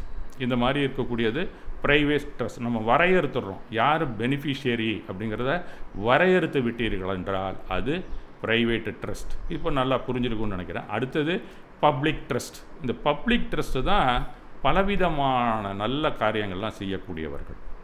இந்த மாதிரி இருக்கக்கூடிய அந்த பப்ளிக் ட்ரஸ்ட்டுக்கு தான் கவர்மெண்ட்டுமே வரி விலக்கு அளிக்க முன்வரும் அப்படிங்கிறது நம்ம சொல்லாமலே நீங்கள் தெரிஞ்சுக்கலாம். ஏன்னா வெகுஜனத்துக்கான ஒரு ஆதரவையும் அவர்களுக்கான ப்ரமோஷனையும் நாங்கள் கொடுக்குறோம். விமன் எம்பவர்மெண்ட் இருக்கும், குழந்தைகள் படிப்புக்காக நாங்கள் செய்கிறோம். இதில் வந்து பாகுபாடு கிடையாது. இந்திய பிரஜை அவ்வளோதான். இன்னும் சொல்லப்போனால் வெளிநாட்டிலேருந்து வந்தவங்களுக்கு கூட நீங்கள் செலவு செய்யலாம். அந்த மாதிரி அறக்கட்டளைகள்லாம் இருந்ததுன்னா பப்ளிக் ட்ரஸ்ட் அப்படின்னு பேர். இதுதான் 2க்கும் உள்ள வேறுபாடு அப்படின்னு நாம் தெரிந்து கொள்ள வேண்டும். ப்ரைவேட்டு ட்ரஸ்ட்டுனா என்ன, பப்ளிக் ட்ரஸ்ட்டுனா என்ன அப்படிங்கிற வேறுபாடு. அது லிமிட்டட். அது என்னன்னு முன்னாடியே டிஃபைன் பண்ணியிருப்பாங்க. யார் யார் பெனிஃபிஷியரி, அதில் யார் அதுலேருந்து பலன் அடைபவர்கள் அப்படின்னா அது ப்ரைவேட் இன்னார் தான் அப்பப்போ ஐடென்டிஃபை பண்ணிங்கன்னா அது பப்ளிக், வேறு ஒன்றும் கிடையாது. இப்போ அடுத்ததாக பார்த்தீங்கன்னா அந்த ஒரு ட்ரஸ்ட் அப்படின்னு பார்த்தீங்கன்னா ஒரு ஃபவுண்டர் இல்லைனா ஆதர் இருப்பார். அந்த ஃபவுண்டர் தான் அதை வந்து உருவாக்குவார். அந்த ஃபவுண்டர் என்ன பண்ணுவார்னா ஒரு தொகையை மினிமம் 750 ரூபா வந்து இப்போ 1000 நினைக்கிறேன், இல்லை 1500 ஆயிருக்கோ தெரில. நாங்கள் ஆரம்பிக்கும்போது 1000 இப்போ சமீபத்தில் 1500 ஆயிருக்கலாம், 2000 ஆயிருக்கலாம். அந்த ஃபவுண்டர் தான் ஒரு ட்ரஸ்ட்டை உருவாக்குவார். அவர் என்ன செய்வார்னா இன்ன பர்பஸுக்காக இந்த ட்ரஸ்ட் உருவாக்கப்படுகிறது, இந்த கட்டடத்தில் ஒரு அட்ரஸ் இருக்கும், இந்த கட்டடத்துலேருந்து நாங்கள் ஆரம்பிக்கிறோம் அப்படின்னு நேம் அண்ட் அட்ரஸோடு கொடுப்பாங்க. அந்த வேலையெல்லாம் இன்னன்னார் செய்வார்கள் அப்படின்னு சொல்லி அடுத்த லெவலில் பார்ப்பாங்க. அவங்கெல்லாம் அறம் செய்பவர்கள், அறங்காவலர்கள், அவங்கெல்லாம் ட்ரஸ்டீஸ். யாரெல்லாம் அந்த பணியை நிர்வாகம் செய்கிறார்களோ, பணியை செய்ய முன் வருகிறார்களோ அவங்கெல்லாம் ட்ரஸ்டீஸ், வேறு ஒன்றும் கிடையாது. அதுலேருந்து நாம் எல்லாருக்கும் பணம் கொடுக்குறோம்ல, யார் பணம் பெறுகிறார்களோ பெனிஃபிஷியரிஸ். இந்த 3 இல்லாமல் ஒரு ட்ரஸ்ட்டு ப்ரைவேட்லேயும் கிடையாது, பப்ளிக்லேயும் கிடையாது. இந்த ட்ரஸ்டீஸ் எவ்வளோ பேர் இருக்காங்களோ அதை பொறுத்து பப்ளிக்காக ப்ரைவேட்டானு நீங்கள் தெரிஞ்சுக்கலாம் ஜென்ரலாக. ரெண்டாவது அது ரிஜிஸ்ட்ரேஷன்லேயும் ஒரு கணக்கு இருக்குது. இப்போ சாதாரணமாக ட்ரஸ்ட்டுனால் 3 பேர் இருக்கணும், பப்ளிக் ட்ரஸ்ட்டாக இருந்தால் கூட. இதே வந்து நீங்கள் ஜென்ரலாகவே நீங்கள் ரிஜிஸ்டர் பண்ணிங்கன்னா அந்த 3 இருக்கணும். சப் ரிஜிஸ்டர் ஆஃபீஸில் நீங்கள் போய் பண்ணிங்கன்னா அது இல்லாமல் நீங்கள் வந்து அதையே நீங்கள் ரிலீஜியஸ் பர்பஸுக்கோ பெரிய அளவில் நீங்கள் செய்யணும். அதை வந்து சொசைட்டிஸ் ரிஜிஸ்ட்ரேஷன் ஆக்ட் 1975 இருக்குது. அதில் போய் நீங்கள் ரிஜிஸ்டர் பண்ணிங்கன்னா 7 பேர் இருக்கணும். இதில் ட்ரஸ்டீஸு ஃபவுண்டர் எல்லாம் சேர்த்து 7 பேர் இருக்கணும். பெனிஃபிஷியரி நிறையா பேர் கண்டிப்பாக இருப்பாங்க. அது செய்யணும்னா நீங்கள் டிஸ்ட்ரிக்ட் ரிஜிஸ்டர் ஆஃபீஸ் தான் போகணும். அது சட்டன் டேஸ் ஆகும். சென்னையெல்லாம் இப்போ கிட்டத்தட்ட 60 நாள் ஆகுதுங்கிறாங்க. இப்போ எங்கள் ஏரியாலாம் 20-30 நாளில் வாங்கிடலாம். அந்த மாதிரி அதெல்லாம் ஒரு முனைப்பாக செஞ்சிங்கன்னா அதுக்கு அதிகமான டொனேஷன்ஸ் கிடைக்கும். உங்களுக்கு கவர்மெண்ட் ஸ்கீமை எது வந்தாலும் இந்த சொசைட்டி ரிஜிஸ்ட்ரேஷன் ஆக்டில் இருக்கக்கூடிய ஒரு ட்ரஸ்ட்டுக்கு அதிகமாக கொடுப்பாங்க. அதெல்லாம் வாங்கி எந்த வேலையை வேணாலும், இப்போ ஒரு கோயிலே நீங்கள் வச்சுருக்கிறீங்க, ஒரு பெரிய டெம்பிள் இருக்குது, ஒரு ஆர்கனைசேஷன் இருக்குது அப்படின்னு சொன்னால் அதுக்கு ஒதுக்குறாங்கல்ல. இப்போ சமண மதத்துக்கான ஆலயங்களுக்காக அப்படின்னு ஃபண்டு ஒதுக்குனா ஃபஸ்ட்டு அந்த சொசைட்டி ரெஜிஸ்ட்ரேஷனில் இருக்கக்கூடிய அந்த ட்ரஸ்ட்டுக்கு தான் பணம் கொடுப்பாங்க. நீங்கள் எடுத்து செய்யுங்க அப்படின்னு அவங்க மேலே தான் நம்பிக்கை இருக்கும். இதுக்கெல்லாம் காரணம் நம்ம போக என்னன்னு பார்ப்போம். ஏன் அவங்கள்ட்ட கொடுக்குறாங்க, மற்றவங்கள்ட்ட ஏன் கொடுக்கல அப்படிங்கிறத நம்ம தெரிந்து கொள்ளலாம். அந்த மாதிரி ஒரு நிறுவனங்கள் ஒவ்வொரு ஜாதியிலையும் ஒவ்வொரு குலத்திலையும் வச்சுருக்காங்க அவங்க கோயிலுக்காக. நம்மளதில் யார் வச்சுருக்காங்கன்னு எனக்கு தெரியல. அது இருந்ததுன்னா அவங்க அதை எடுத்து செய்யலாம், வேறு ஒன்றும் இல்லை. அப்படி இல்லைன்னா நாம் இனிமே கூட துவக்கலாம் அப்படிங்கிறது தான் என்னுடைய வேண்டுகோள். அது மாதிரி செய்தால் நாம் கவர்மெண்ட்டில் இப்போ சமீபத்தில் கூட 12 கோயிலுக்காக என்னமோ நாங்கள் கொடுக்க போகிறோம், பணம் வந்துச்சு. அதை எடுத்து நாம் செய்யலைன்னா ப்ரைவேட் கான்ட்ராக்டர் தான் செய்வாங்க. அவங்க எப்படி செய்வாங்க, நல்லா கூட செய்யலாம், நம்ம இல்லை அப்படின்னு சொல்ல முடியாது. நாம் எடுத்து செஞ்சோம்னா அது ஒரு அக்கறை இருக்கும், நம்ம கை காசு கூட போடுவோம், அதிக நேரம் நிற்போம். அவ்வளோதான் வித்தியாசம் ரெண்டுக்கும். ஆக அவங்களாம் ஒரு சர்வீஸ் மைண்டடாக செய்வாங்க, இருந்தாலும் ஒரு எம்ப்ளாயி மாதிரி தான் செய்வாங்க. ஏன்னா ஏதோ ஒரு கோயிலில் தெய்வ நம்பிக்கையே இல்லாதவங்க கூட இருப்பாங்க, இருந்தாலும் அவங்களாம் எந்த அளவுக்கு செய்வாங்கங்கிறத விட நாம் ஒரு இது மாதிரி ஒரு சொசைட்டிஸ் ஆக்டில் இருந்ததுன்னா ஒரு ட்ரஸ்ட்டு ரொம்ப அருமையாக செயல்படலாம். அது இருக்கிறவங்க எடுத்து செய்யலை என்னமோ தெரில, அவங்க கிளைம் பண்ணாங்கன்னா கண்டிப்பாக கொடுப்பாங்க. இது ஒரு கருத்து உங்களுக்கு தகவலை சொல்லுகிறேன், அவ்வளோதான். இப்போ ஃபவுண்டர் அப்படிங்கிற ஒருத்தர் இருக்கிறாரு, ட்ரஸ்டீஸ் இருக்கிறாங்க, பெனிஃபிஷியர்ஸ் இருக்காங்க. இதெல்லாம் நாம் அவசியம் ஒரு ட்ரஸ்ட்டு உருவாக்கினா இந்த 3 மினிமம் இருக்க வேண்டும். அதே நம்ம சொசைட்டியாக இருந்ததுன்னா 7 பேர் இருக்கணும். அப்படிங்கிறதெல்லாம் எங்கே நம்ம போய் பண்ணணும் அப்படிங்கிற விஷயங்கள்லாம் நம்ம கொஞ்சம் கொஞ்சமாக தெரிஞ்சுக்கலாம், நீங்கள் போக போக தெரிஞ்சுக்கலாம். அந்த மாதிரி ஒரு பப்ளிக் ட்ரஸ்ட் நீங்கள் வந்து பப்ளிக் ஆக்டிவிட்டீஸுக்காக வச்சுருந்தீங்கன்னா அதுக்கு டேக்ஸ் பெனிஃபிட் உண்டு. அப்போ நீங்கள் ஒரு ட்ரஸ்ட்டு நீங்கள் உருவாக்கிட்டிங்கன்னா அதுக்கப்புறம் அதை நீங்கள் ரிஜிஸ்டர் பண்ணணும். அந்த ரிஜிஸ்டர் பண்ணி வந்ததுக்கப்புறம் அதுக்கு பேன் கார்டு நீங்கள் வாங்கணும். இந்த ஒரு ட்ரஸ்ட் டீடு போட்டு அதுக்கு நீங்கள் பேன் கார்டு வாங்கணும். அந்த பேன் கார்டு வந்ததுக்கு பிற்பாடு ஒரு பேங்க்கில் நீங்கள் அக்கௌண்ட் ஓப்பன் பண்ணலாம். இப்போ நவடேஸ் ஒரு ட்ரஸ்ட்டுங்கிற பேரில் நீங்கள் வச்சுருந்தீங்கனாலே போதும், அது ப்ரைவேட்டாக இருந்தாலும் பப்ளிக்காக இருந்தாலும் நீங்கள் பேங்க்கில் அக்கௌண்ட்டு ஓப்பன் பண்ண முடியாது. 2021 நினைக்கிறேன், 22 ஒரு ஆர்டினன்ஸ் போட்டிருக்காங்க. யாராக இருந்தாலும் ரிஜிஸ்டர் பண்ணவங்க தான் பேன் கார்டு இல்லாமல், பேன் நம்பர் இல்லாமல் ஒரு அக்கௌண்ட்டில் நீங்கள் ஆப்ரேட் பண்ணவே முடியாது. பேன் நம்பர் இல்லாத பழைய ட்ரஸ்ட்டெல்லாம் அப்படியே இருக்குது. இப்போ ஆடிட்டிங் போனால் கூட நாங்கள்லாம் பார்க்குறோம், அதில் இருக்குது, அப்படியே இருக்குது. அந்த பணம் எடுக்க முடியல. அவங்க என்ன பண்ணுறாங்கன்னு தெரியல. அவங்களுக்கு சொத்துக்கள் இருக்குது, அதுலேருந்து வர வருமானத்தை வச்சு செய்து கொண்டு இருக்கிறார்களா என்னமோ தெரியல. அந்த மாதிரி இருக்கக்கூடிய ட்ரஸ்ட்லாம் நீங்கள் ஆப்ரேட் பண்ணக்கூடாதுன்னு RBI ரூல். அதெல்லாம் நீங்கள் மறுபடியும் ரீரிஜிஸ்ட்ரேஷன் பண்ணி அதுக்கப்புறம் அதை கையில் கொண்டாந்து அந்த வருஷம் கணக்கில் காமிக்கணும். அதுக்கப்புறம் அதோடு மட்டும் இல்லை, நீங்கள் இந்த மாதிரி ஒரு ட்ரஸ்ட்டை நீங்கள் இப்போ ஃபார்ம் பண்ணுறீங்கன்னு சொன்னால் அதை ரிஜிஸ்டர் பண்ணதுக்கப்புறம் மறுபடியும் இன்கம் டேக்ஸ் ஆஃபீஸில் பேன் கார்டோட அனுப்பி டேக்ஸ் பெனிஃபிட்டுக்காக தனியாக நீங்கள் ஒரு ரெஜிஸ்ட்ரேஷன் பண்ண வேண்டியிருக்கும். அதுக்கு 80A முன்னாடி 12Aன்னு முன்னாடி கொடுத்துருந்தாங்க. இப்போ 2-3 வருஷமாக 12AB மாற்றிருக்கிறாங்க. அதை அந்த 12B வாங்கினீங்கன்னா கூட 5 வருஷத்துக்கு ஒரு தடவை அதை ரினியூவல் பண்ணிகிட்டே இருக்கணும். இதெல்லாம் நிறையா இருக்குது உள்ளுக்குள்ளே, நீங்கள் போக போக தெரிந்து கொள்ளலாம். அதனால் பல பெனிஃபிட்ஸும் நமக்கு இருக்குது. இதில் தேவையில்லாமல் இந்த ட்ரஸ்ட்டு பணத்தை தின்னுட்டானாங்கிற ஒரு கெட்ட பேர் கூட வராது. இதெல்லாம் நீங்கள் வாங்கிட்டீங்கன்னா, ஒரு ட்ரஸ்ட்டு நீங்கள் வச்சுருக்கீங்க, பப்ளிக் ட்ரஸ்ட்டுனா 12AB வச்சுருந்தீங்கன்னா கண்டிப்பாக நீங்கள் ரிட்டர்ன் சப்மிட் பண்ணணும். நீங்கள் இன்கம் டேக்ஸ் ஆஃபீஸுக்கு அதை மாதிரி நீங்கள் அதை சப்மிட் பண்ணிங்கன்னா அவங்க என்ன செய்வாங்க, அதை யாரெல்லாம் பணம் நீங்கள் வாங்கியிருக்கீங்களோ யார்கிட்ட, உங்கள்கிட்ட இன்றைக்கி 2 lakhs பணம் இந்த வருஷத்தில் வந்திருக்குன்னா அந்த 2 lakhsக்குமே உங்களுக்கு டேக்ஸ் கிடையாது. அதர்வைஸ் நீங்கள் அந்த 2 லட்சத்துக்கும் ஒரு ட்ரஸ்ட்டு வச்சுருந்தாலும் நீங்கள் பணம் கட்டி தான் ஆகணும், டேக்ஸ் கட்டி தான் ஆகணும். அதுவும் வருமான வரிக்கு உட்பட்டது. ப்ரைவேட் ட்ரஸ்ட் இருந்தாலும் நீங்கள் கட்டணும். பப்ளிக் ட்ரஸ்ட்டாக இருந்து நீங்கள் ரிஜிஸ்டர் பண்ணாமல் இருந்தீங்கனாலும் அதுக்கு கட்டணும். கட்டாமல் இருந்தீங்கன்னா பேக் டைட்லேருந்து உங்களுடைய கேஷ் புக்கை வாங்கி பார்த்துட்டு டோட்டல் பணத்தையும் வாங்கிடுவாங்க. என்றைக்கு இருந்தாலும் யாராவது மொட்டா போட்டால் போதும், இதெல்லாம் வசூல் பண்ணிவிடுவாங்க. அவங்க அதுக்கெல்லாம் ரெடியாக இருக்கிறாங்க. இன்றைக்கு அதெல்லாம் கம்ப்யூட்டர் பார்த்துக்குது, ஒன்றும் மனுஷன் கூட அதை பார்க்கணுன்னு அவசியம் இல்லை. அந்த மாதிரி டேக்ஸ் பெனிஃபிட் வாங்கக்கூடியதெல்லாம் கொஞ்சம் ரிட்டர்ன் சப்மிட் பண்ணாலே போதும். ஒரு டிரான்ஸ்பரன்சி இருக்கும், அங்கே ஒரு வெளிப்படை இருக்கும். நாங்கள் சரியாகத்தான் நடக்கிறோம் அப்படிங்கிறத நீங்கள் காமிக்கலாம். அது மட்டுமல்ல, அடுத்த ரெஜிஸ்ட்ரேஷன் ஒன்று வச்சுருக்காங்க. யாரெல்லாம் டொனேஷன் கொடுக்குறாங்களோ அதற்கான ஒரு ரெஜிஸ்ட்ரேஷன் அதே இன்கம் டேக்ஸில் நீங்கள் பண்ணலாம். அப்படி பண்ணிங்கன்னா 80G அப்படின்னு அது ஒரு கேட்டகரி. அதில் உங்களுக்கு 50% கொடுப்பாங்க. நீங்கள் நல்லா ரன் பண்ணிங்கன்னா யார் பணம் கொடுக்குறாங்களோ அவங்களுக்கு 100% தள்ளுபடியும் வருகிறது. இது ரெண்டும் ஒரு அமைப்புக்கு, ஒரு ட்ரஸ்ட்டுக்கு இருந்ததுன்னா கண்ணை மூடிக்கிட்டு டோனார்ஸ் நிறைய பணம் கொடுப்பாங்க. நீங்கள் அருமையாக ஃபங்க்ஷன் பண்ணலாம். இந்த மாதிரி இருக்கும்போது நீங்கள் வெளியிலலாம் எங்கள் டேக்ஸ் கணக்கெல்லாம் நாங்கள் காமிக்க மாட்டோம், எங்களுடைய வரவு செலவுலாம் காமிக்க மாட்டோம் அப்படின்னு நீங்கள் ட்ரஸ்ட்லாம் சொல்லவே வேண்டியதில்லை. யாருமே உங்களை கேட்க முடியாது. ஏன்னா கவர்மெண்ட் பதவியில் இருக்கீங்க, நீங்கள் கவர்மெண்ட் பார்த்துக்குது. அதெல்லாம் நீங்கள் வந்து டேக்ஸ் கட்டாமல் இருக்கீங்களானால அவன் ஒவ்வொரு வருஷமும் ரிட்டர்ன் சப்மிட் பண்ணணும். இதெல்லாம் உள்ள கிளாஸஸ்லாம் இருக்குது. இந்த வருஷத்துக்கு நீங்கள் எவ்வளோ பணம் வாங்குறீங்களோ, வெளியிலேருந்து என்ன பர்பஸ் வாங்குறீங்களோ அந்த பர்பஸ் கூட நீங்கள் எழுதலாம். அதில் உங்கள் டொனேஷன் ரசீதில் ஒரு கட்டட நிதிக்காக அப்படின்னு போட்டிங்கன்னா அந்த ரூபாய் அதுக்கு தான் செலவு பண்ணணும். இல்லைனா கார்பஸ் ஃபண்டுன்னு இருக்குது பொதுவான செலவுக்கு, அந்த செலவுக்குன்னு நீங்கள் போட்டு எழுதி வாங்கினீங்கன்னா அதுக்கு நீங்கள் வச்சுக்கலாம். இந்த மாதிரியெல்லாம் கேட்டகரி உள்ளே பிரிச்சுருக்கிறாங்க. இந்த மாதிரி இருக்கிறதுக்கெல்லாம் டேக்ஸில் பெனிஃபிட்டே இருக்குது உங்களுக்கு. அது மட்டும் இல்லாமல் இந்த வருஷம் 100 ரூபா நீங்கள் வாங்கினீங்கன்னா 85 ரூபா இந்த சேரிட்டி பர்பஸுக்கு செலவு பண்ணணும் அப்படிங்கிறதும் இருக்குது. வாங்கி நீங்கள் பாட்டுக்கு டெபாசிட்டில் போட்டு வச்சுட்டு உட்காந்துருக்க முடியாது. நீங்கள் செலவு பண்ணி தான் ஆகணும். பிறருக்கும் இதெல்லாம் நீங்கள் சரியாக நடக்கிறீங்கிறதுக்கு ஒரு அத்தாட்சியே நீங்கள் இன்கம் டேக்ஸில் ரிட்டர்ன் சப்மிட் பண்ணி வாங்கினால்தான் அந்த ட்ரஸ்டெல்லாம் ஒழுங்காக நடக்கிறது அப்படிங்கிற அங்கீகாரம் கவர்மெண்ட்டு கொடுக்குது. நீங்கள் சந்தோஷமாக அதுக்கெல்லாம் பணம் கொடுக்கலாம். ஏன்னா நாம் ஹார்டு ஏர்ன்டு மணி, நாமெல்லாம் கஷ்டப்பட்டு தான் சம்பாதிக்கிறோம். டொனேஷன் கொடுக்குறது யாருக்கு வேணால் கொடுத்து ஏமாறக்கூடாது. நிறைய பேர் ட்ரஸ்ட்டுங்கிற பேரை வச்சுக்கிட்டு பணம் வாங்கி சாப்பிட்டுட்டு இருக்காங்க. இது யாருன்னு உங்களுக்கு ஐடென்டிஃபை பண்ண தெரியாது. அதுக்கு அடிப்படையெல்லாம் நீங்கள் தெரிஞ்சுக்கிட்டிங்கன்னா நீங்களே அதுக்கு 12A நம்பர் இருக்கா, உங்கள்கிட்ட ரசீது கொடுக்குறாங்கன்னா அதில் 12A நம்பர் இருக்கணும். இன்னும் உங்களுக்கு பெனிஃபிட் வேணுமா 80G நம்பர் இருக்கும். இது ரெண்டுமே அவங்களுக்கு கொடுக்குற டொனேஷன் ரசீதுலேயே இருக்கும். அது எழுதியிருந்தால் நீங்கள் கண்ணை மூடிட்டு கொடுக்கலாம். ஏன்னா கவர்மெண்ட்டு பார்த்துக்கும் அதை.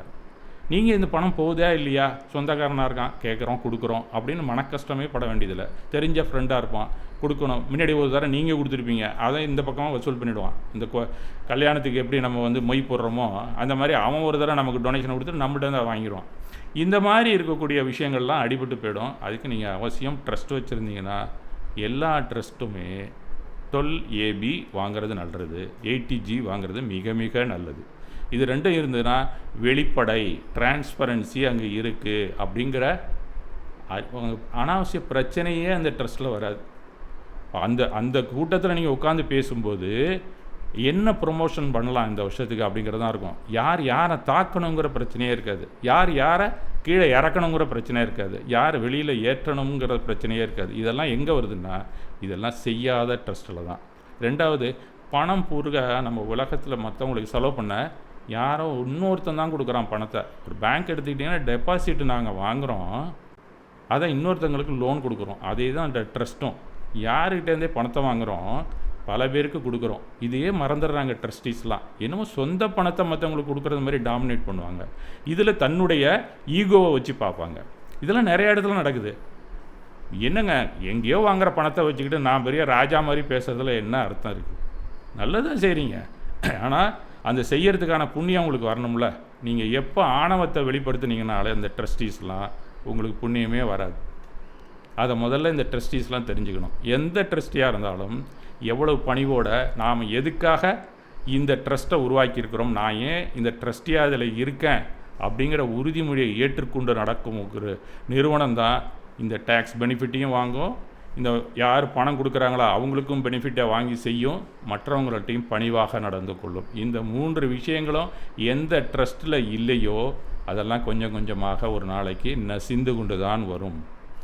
இது எப்பயுமே பொதுவானது. உடனடியாக இல்லைன்னா ஒரு 10 ஆண்டுகள் கழித்து பாருங்கள், அந்த மாதிரி இருக்கக்கூடிய ட்ரஸ்டெல்லாம் டெவலப்மெண்ட் ஆக்டிவிட்டீஸே இருக்காது, பணம் வராது, ப்ரொமோஷனே இருக்காது, வெளியில் பெனிஃபிஷியரிஸ்லாம் குறைஞ்சிக்கிட்டே வருவாங்க. இன்னும் சொல்லப்போனால் இவங்க போக்குவரத்துக்கும் காருக்கும் அதுக்கு இதுக்கும் செலவு பண்ணிவிட்டு உட்காந்துருவாங்க கொஞ்ச நாளில். அதுக்கும் காசு இருக்காது, அப்புறம் சொந்த காசை போடணும், முடியாது. இந்த ட்ரஸ்டீஸ்லாம் பேசாமல் ஆளுக்கு ஒரு பக்கம் ஓடி விடுவாங்க. இந்த மாதிரி தான் அதுக்கு மறுபடியும் புதிய ட்ரஸ்ட்டு நாங்கள் ட்ரஸ்டீஸ் நியமிக்கிறோம் அப்படின்னு சொல்லி ஒரு மீட்டிங் போட்டால் கூட ஒரு ஜென்ரல் பாடி கூட வரமாட்டாங்க, அந்த நிர்வாக கூட்டத்துக்கு கூட சில பேர் வரமாட்டாங்க. ஏன்னா அங்கே சரியாக நடக்கலை, ஈகோ கிளாஷ் வந்துருச்சுன்னு அர்த்தம். இந்த மாதிரி ஒரு ட்ரஸ்ட் அமைப்பு இருக்கவே கூடாது. ஆக நாம் ஒரு ட்ரஸ்ட்டுன்னு சொன்னால் ஒரு ஃபவுண்டர் இருக்கணும், ஆதர் இருக்கணும், ட்ரஸ்டீஸ் இருக்கணும், பெனிஃபிஷியரிஸ் நல்ல முறையிலே நீங்கள் பெனிஃபிட் கொடுக்கறது மாதிரி சரியான ஆளை ஐடென்டிஃபை பண்ணி கொடுக்கணும். இந்த ட்ரஸ்டீஸில் இருக்காங்களோ அவங்க உறவினர்களுக்கு நீங்கள் செலவு பண்ணவே கூடாதுன்னு கேட்டகரி இருக்குது. இந்த ட்ரஸ்டீஸு தங்களுடைய சொந்த உபயோகத்துக்கு எடுத்துக்கக்கூடாது, ட்ரஸ்டிக்கான சொத்துக்களில் தான் அனுபவிக்கக்கூடாது, அதில் போய் வீட்டை கட்டக்கூடாது. இந்த மாதிரிலாம் நிறைய விஷயங்கள் இருக்குது. இதெல்லாம் நீங்கள் கவர்மெண்ட்டுக்கு போனீங்கன்னா அவங்கெல்லாம் அதை கரெக்டாக பார்ப்பாங்க. யாராவது ஒருத்தர் லெட்டர் எழுதி போட்டால் கூட உடனடியாக நடவடிக்கை எடுப்பாங்க. நீங்கள் ட்ரஸ்ட்டு அப்படிங்கிற பேரில் சீட் பண்ண ஆரம்பிச்சிங்கன்னா நீங்களும் நல்லா இருக்க மாட்டீங்க, யார் யாருக்கு போய் சேரணுமோ அதுவும் சேராது. இதனால் 2 பக்கமுமே நஷ்டம்தான். அந்த ட்ரஸ்டீஸுக்கும் நஷ்டம், பெனிஃபிஷியருக்கும் நஷ்டம். இந்த மாதிரி அடிப்படையில் ஒரு ட்ரஸ்ட் நல்லா இருக்கிறதா அப்படிங்கிறத நீங்களாம் தெரிந்து கொண்டு ஒவ்வொரு ட்ரஸ்ட்டுக்கும் நீங்கள் பணம் கொடுக்குறோங்கிறது தான் என்னுடைய நோக்கம். அதனால் ட்ரஸ்ட்டு நீங்கள் அமைக்கலாம், நன்றாக நீங்கள் அதை நடத்தலாம். அதே சமயத்தில் நீங்கள் பணம் கொடுக்கும்போது எந்த ட்ரஸ்ட்டு நம்பகத்தன்மையானது, எதில் நாம் பணம் போட்டால் நம்ம காசு போய் சேரும், நாம் எதுக்காக கொடுக்குறோம், என்னால் எப்போ பார்த்தாலும் கொடுக்க முடியாது, மாதம் மாதம் நான் உனக்கு ஒரு தொகையை கொடுக்குறேன்யா, இல்லை இந்த வருஷம் நான் சேர்த்துருக்கேன், ஒன்றும் பெரிய செலவு இல்லை, யாருக்கும் கொடுக்கறதுக்கு எனக்கு தெரியல, அது ஒன்றும் சரியான ஆளான்னு எனக்கு தெரியல, அதை கொஞ்சம் நீங்கள் பார்த்து கொடுங்க அந்த பணத்தை, இதுதானே நம்ம செய்கிறோம். அப்போ சரியான நிறுவனத்துக்கு கொடுக்கணும்ல. ஒரு முறை நான் முன்னாடியே ஒரு தடவை சொன்னேன், நான் ஒரு ட்ரஸ்ட்டு ஒன்று ஆரம்பிச்சிருந்தாங்க, ஒரு கோயில் தான் அது கும்பகோணத்தில். அந்த கோயிலில் அர்ச்சனை பண்ணுறதுக்காக 1000 ரூபா நீங்கள் ஸ்டேட் பேங்கில் டெபாசிட் பண்ணியிருந்தீங்கன்னா அது எந்த டேட்டு நீங்கள் சொல்கிறீங்களோ, ஒரு வெட்டிங் டேயோ ஒரு பர்த்டேயோ நீங்கள் கொடுத்துருந்தீங்கன்னா அந்த டேட்டுக்கு உங்கள் பேருக்கு அங்கே அர்ச்சனை பண்ணி உங்களுக்கு அனுப்புவாங்க. இதுக்காக கிட்டத்தட்ட நான் இருக்கும்போதே 10 லட்ச ரூபாய்க்கு சேர்ந்தது, 1000 ரூபான்னு. அதுக்கப்புறம் இப்போ கோடிக்கணக்கில் இருக்குது அந்த பணம். ஆனால் அன்றைக்கி ஒரு நாளைக்கு பார்த்திங்கன்னா 100கணக்கான பர்த்டே இருக்கும். ஆனால் எல்லாருக்கும் சேர்த்து ஒரே ஒரு அர்ச்சனை தான் அங்கே செய்கிறாங்க. 100 அர்ச்சனை செய்கிறதே கிடையாது. எப்படிங்க உங்களுக்கு அதனுடைய புண்ணியம் எப்படி வரும்னு எனக்கு தெரியல. இந்த மாதிரி சீட் பண்ணுற கோயில் அமைப்புகள்லாம் இருக்குது. இதெல்லாம் நீங்கள் பார்த்து தான் பணத்தை கொடுக்கணும், இல்லைன்னா நேராக நீங்கள் போகணும், அந்த தெய்வத்துக்கு முன்னாடி சன்னிதானத்தில் நிற்கணும். நீங்கள் என்ன செய்கிறீங்களோ அதை நீங்களே செஞ்சுட்டு வரணும். ஒரு 25 பேர் படிப்பான், 200 பேர் இருந்தால் அந்த பேரை கூட படிக்க மாட்டான், சமுதாய அர்ச்சனைன்னு பேர் அதுக்கு. இது மாதிரிலாம் நடந்து கொண்டு இருக்கின்றன அந்த ரிலீஜியஸ் சொசைட்டிஸ்லாம், ரிலீஜியஸ் ட்ரஸ்டீஸ்லாம். இந்த மாதிரி இருக்கிறதெல்லாம் ப்ரைவேட்டை விட மோசமானது. அதெல்லாம் பப்ளிக் ட்ரஸ்ட்டே கிடையாது. இதெல்லாம் நீங்கள் வீட்டில் உட்காந்துட்டு பணத்தை அனுப்புறதுனால அங்கே எல்லாமே சரியாக நடந்துருமான்னு. நேரடியாக பெனிஃபிஷியரிஸ் போகுதா, இன்னும் லேட்டஸ்ட்டாக ஒருத்தரை துவக்கியிருக்காரு, அதை யார் பெனிஃபிஷியரோ அதை உங்களுக்கு இன்ட்ரடியூஸ் பண்ணிடுறாரு, நீங்கள் கொடுங்க பணத்தைன்றாரு. அது பெஸ்ட்டு. அப்போ ட்ரஸ்ட்டுனா ஒழுங்காக ஃபார்ம் பண்ணணும், அதை என்ன வாங்கணுமோ கவர்மெண்ட்டுக்கு சரியாகப்படுத்தி 12ABO இல்லை 8DGO இதெல்லாம் வாங்கி வச்சுக்கிட்டு நடத்தணும். அதை அப்பப்பையும் வெளியிடணும். வரவு செலவு காட்டுற ஒரு அந்தஸ்தோடு இருக்கக்கூடிய ட்ரஸ்ட்டுகள்லாம் என்றைக்குமே பின்னடைவு வருவதில்லை. இந்த ட்ரஸ்ட்டு நீங்கள் ஆரம்பிக்காமலே நீங்களே நேரடியாக செய்யலாம் அப்படிங்கிற ஒரு உணர்வுக்கு நீங்கள் தள்ளப்படுவீர்கள். ஆகவே இதெல்லாம் மிக மிக நமக்கு அவசியமானது அப்படிங்கிறதான் நான் சொல்ல வரக்கூடிய கருத்து. இப்போ நீங்கள் ஒரு ட்ரஸ்ட்டை நீங்கள் ஃபார்ம் பண்ணணும் அப்படின்னு சொன்னால் charity purpose, religious purpose, education purpose இதெல்லாம் என்னங்கிறத நீங்கள் வரையறைத்து கொள்ள வேண்டும். இதுக்கெல்லாம் நீங்கள் என்ன காரணத்துக்காக எதுக்கெல்லாம் நீங்கள் செய்ய போகிறீங்க அப்படிங்கிற ஒரு அப்ஜெக்டிவ்ஸ், என்னத்துக்காக நாங்கள் இந்த சொசைட்டி வச்சுருக்கோம், இந்த ட்ரஸ்ட் வச்சுருக்கோம் அப்படிங்கிறத நீங்கள் தெரியப்படுத்தணும். அதெல்லாம் அந்த ட்ரஸ்ட்டு டீடு அப்படின்னு ஒன்று தயார் பண்ணுவாங்க. அதில் நீங்கள் குறிக்கணும் என்னென்ன மாதிரி தொண்டுகள் நாங்கள் செய்கிறோம், இது மதம் சம்மந்தப்பட்டதா, ஒரு ஆலயம் சம்மந்தப்பட்டதா, இல்லை கல்வி நிறுவனத்துக்காக உள்ளதா, இதெல்லாம் என்னென்ன மாதிரி செய்ய போகிறோங்கிற ஒரு வரையறையை நாம் அந்த அப்ஜெக்டிவ்ஸில் தெரியப்படுத்துவது மிக மிக அவசியம். ஒரு ட்ரஸ்ட்டை நீங்கள் ஆரம்பிக்கிறீங்கன்னு சொன்னால் ஒரு ட்ரஸ்ட்டு டீடு வேணும்.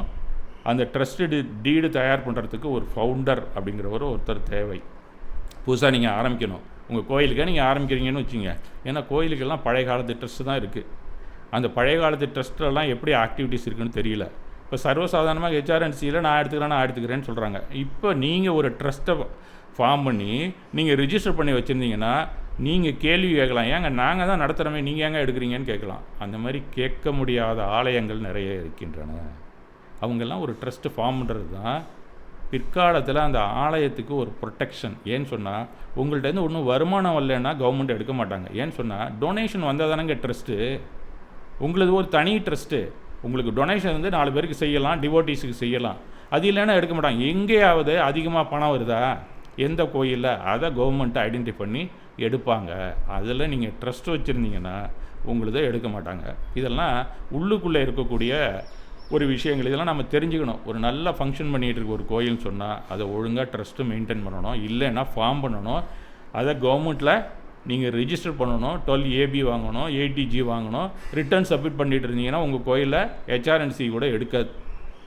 அவங்க என்ன செய்கிறாங்க, நீங்கள் சரியாக நடக்கலை, நாங்கள் எடுத்து நடத்துகிறோம், டிவோட்டிஸை நாங்கள் பார்த்துக்குறோம் அப்படின்னு சொல்கிறது தான் அந்த உங்களை விட மேலே இருக்கக்கூடிய ஒரு ட்ரஸ்ட்டு தானே கவர்மெண்ட்டு. அதனால தான் அவங்க கேட்குறாங்க. உள்ளே இருக்கக்கூடிய விஷயங்களை நாம் தெரிந்து கொண்டால் ஒவ்வொரு ஆலயத்துக்குமே ஒரு ட்ரஸ்ட் டீட் அவசியம். அதுக்கு ஃபவுண்டர்னு ஒருத்தர் இருக்கணும்.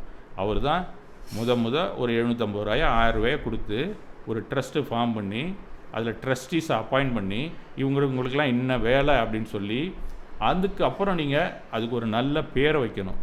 அந்த பேரில் என்ன காரணத்திற்காக அப்படிங்கிறத குறிப்பிடணும்.